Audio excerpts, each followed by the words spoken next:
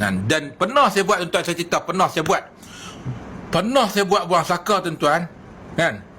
Rasa macam orang terjun daripada pokok besar. Rasa macam orang terjun depan saya ni. Dan waktu tu bulu rumah saya ni rasa macam terpacak berdiri ni. Saya pernah buat. Waktu terjun tu dengar orang tebung jatuh. Dan waktu tu suasana saya rasa hening. Saya tak dengar apa. Saya rasa macam telinga saya hening sangat. Rasa hening kan? Hening. Rasa sunyi, rasa hening sangat. Dan tak ada angin, tak ada burung berkicau, tidak ada angin yang bertiup pada tu. Saya rasa saya hening. Berdesing, telinga saya hening. Saya rasa waktu tu. Saya pernah alami tu. Seolah-olah saya berada di dunia yang lain. Saya pernah buat takut macam tu sekali. Tu saya buang saka.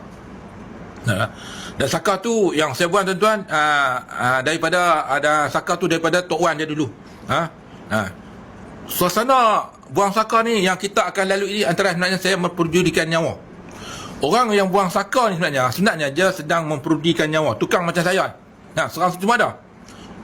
Kalau saka yang tuan-tuan nampak muntah-muntah tu dia tak perjudikan nyawa, tapi saka yang macam saya buat tu dia memperjudikan nyawa.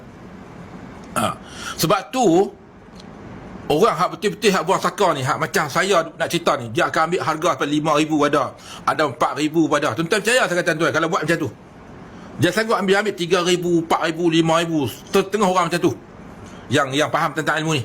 Tapi saya tak ambil lah duit. Saya bukan nak kira duit, saya nak bercerita.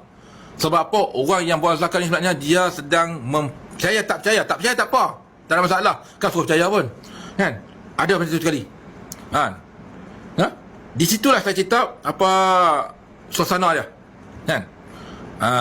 Jadi saka ni, saka jin yang kita tak akan nampak dengan mata kita, yang tak boleh sentuh dengan tangan. Dan saka ni dah boleh sentuh dengan tangan. Dan saka ni, tuan, dia ingat orang-orang yang main ni, dia mesti faham dengan diri dia. Maksudnya kita nak buang ni, kita mesti faham dengan saka dia. Maksudnya saka tu kita faham dengan diri dia, baru kita boleh cakap dengan dia. Macam tu. Sebab tu buang saka ni orang dia mesti arif. Bukan arif billah. Kalau arif billah tu Allah tentang Allah, arif tentang benda misteri ni. Dan orang-orang macam ni dah tak wujud dah hari ni. Orang-orang yang macam ni dah banyak mati. Dah banyak dah tak ada dah. Tuan-tuan percaya tak, orang yang macam ni dah tak kurang dah. Saya tak tahu lah, mungkin dah kurang dah. Dah tak macam dulu dah. Dulu mungkin banyak, sekarang saya kata mungkin tak banyak dah, kan? Sebab banyak yang dah mati.